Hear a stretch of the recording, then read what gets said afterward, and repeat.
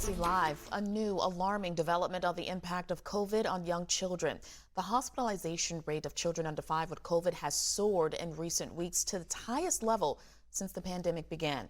You'll recall that kids under 5 are the only age group not yet eligible for the vaccine.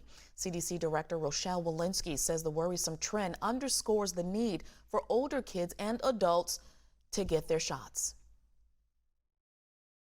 This very well may be the fact that there are just more cases out there, and that our children are more, more vulnerable when we see that they have more cases surrounding them. We do know for those who are above the age of 4 that they are well more likely to be in the hospital if they are unvaccinated compared to if they're vaccinated. Here to talk more about that, we have Dr. Payal Patel. She's an infectious disease physician. Dr. Patel, it's a pleasure to have you. Thanks for joining us this afternoon. So, you heard the CDC Director, Rochelle Walensky, right? We're talking about the hospitalization rate of children under 5 soaring to numbers that we haven't seen since the pandemic started. How do we protect our babies? Because they're not yet eligible for a vaccine. Yeah, definitely. One thing that really has stuck with me as I've been learning more and more in this last year is that families are often unvaccinated or vaccinated together. And so, even in adults, we often see a husband, a wife, a grandkid, a child, a grandfather, everyone in the family gets sick at the same time. So, I think all of us are waiting for this age group under 5 to get the vaccine approved. But before we get there, we can get everyone in the family vaccinated. That's going to be the best way to protect that age group. All right, Dr. Patel, I want to ask you, as an infectious disease expert, what does the next variant look like based on what we've seen with the past variants? We now have Omicron, we had Delta. I can't keep track. There were so many, it seems. Yeah, one thing I can't do is predict the future. So much of, everything that we've seen has been hard to predict and always coming at the worst timing, right? Thanksgiving, Christmas, we're always, learning about something new.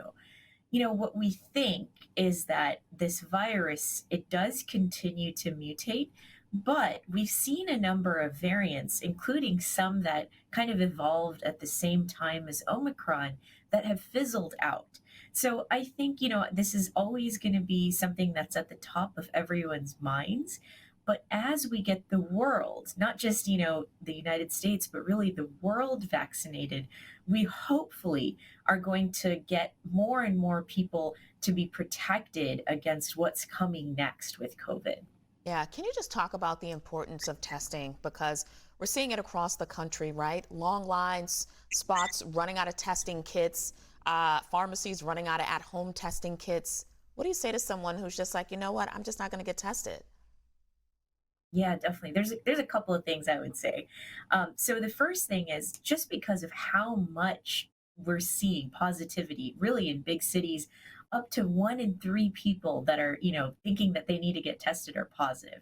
So if you do get your hands on a test and it's positive, I would say there's very little chance that that's a false positive. You really do probably have COVID. So that's the first thing I would say.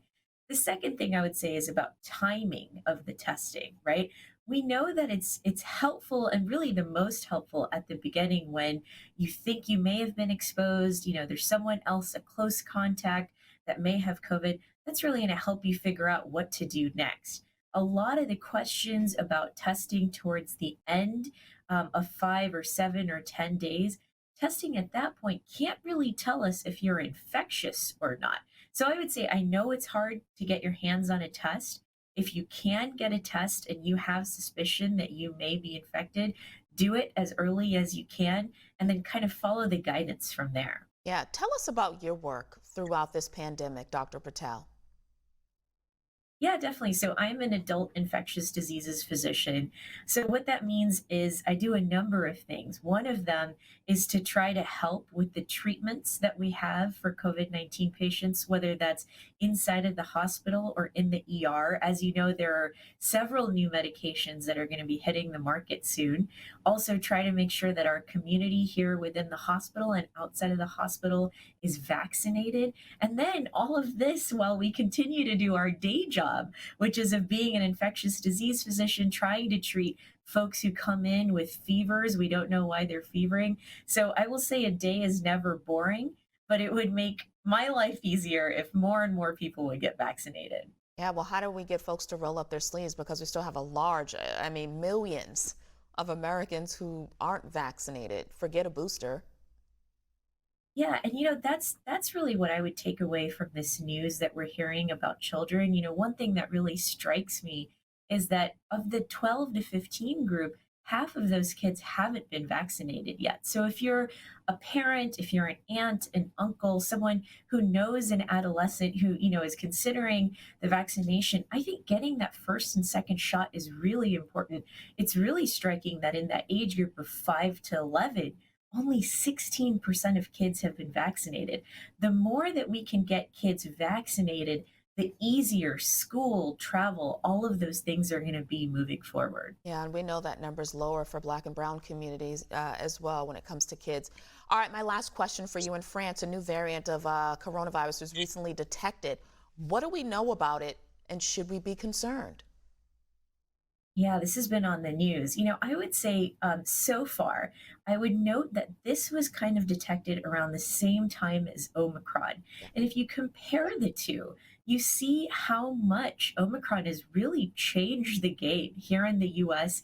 Everything we're seeing in the news, so much of it is due to Omicron. You saw the same thing in South Africa. Whereas this other new variant has not had a chance to cause that havoc, meaning that it probably is not going to. We are going to continue to see more variants as we continue through this pandemic.